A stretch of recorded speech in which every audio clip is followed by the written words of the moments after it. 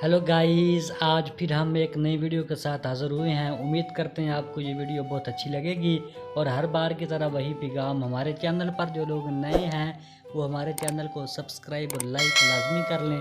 तो चलो आपका कीमती टाइम वेस्ट किए बगैर हम पढ़ते हैं अपनी उम्दा स्टोरी की तरफ। एक गांव में एक बुढ़िया रहती थी। उसका एक कामचोर बेटा था जो बिल्कुल कोई काम भी नहीं करता था।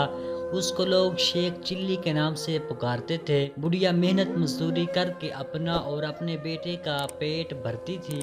एक दिन बुढ़िया बीमार हो गई। घर में खाने को कुछ न था।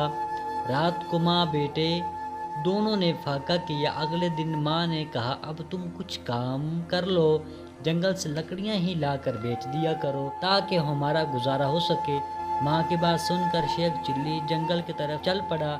जो दरख्त उसके रास्ते में आता वो उससे पूछता, मैं तुझे काट लूँ या नहीं। किसी दरख्त ने भी उसका जवाब न दिया।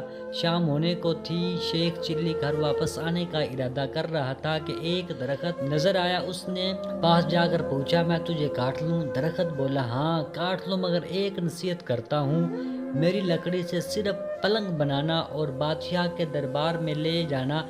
अगर बादशाह उसकी कीमत पूछे तो कहना कि पहले एक दो रातें इस पर सोए, फिर अगर मुनासिब समझे तो खरीद ले। शेख चिल्ली ने दरख्त की हदायत के मुताबिक उससे लकड़ियां काट कर पलंग तैयार किया और बादशाह के दरबार में पहुंचा। बादशाह ने कीमत पूछी तो शेख चिल्ली ने कहा, पहले आप इसको एक दो रातें इस्तेमाल करें, अगर इसमें कोई खूबी पाएं तो इनाम के तौर पर जो दिल चाहे दे दें। बादशाह हैरान हुआ और शेख चिल्ली के कहने पर नौकरों को हुक्म दिया कि आज यही पलंग मेरे कमरे में बिछा दिया जाए। रात हुई तो बादशाह इसी पलंग पर सोया। आधी रात को पलंग का एक पाया बोला, आज बादशाह की जान खतरे में है। दूसरे ने कहा, वो कैसे? तीसरा बोला, बादशाह के जूते में काला सांप था। चौथे ने कहा, बादशाह को चाहिए कि सुबह जूते को अच्छी तरह झाड़ कर पहने। सुबह बादशाह ने इसी तरह किया। जूते झाड़े, गिरद उठी, इसमें से एक सांप निकल कर भागा। दूसरी रात जब बादशाह सोया तो फिर पाँव ने बातें शुरू की। एक बोला कि तुम पलंग को संभाले रखो, मैं कुछ खबरें जमा कर लूं। तीनों पाँव ने पलंग को थामे रखा। जब चौथा वापस आया तो उसने खबर सुनाई कि बादशाह का वजीर साजिश करके बादशाह को ख़त्म करने के बारे में सोच रहा है। फिर दूसरा पाया गया और खबर लाया कि बादशाह की एक कनीज और वजीर मिलकर बादशाह को जहर देना चाहती है।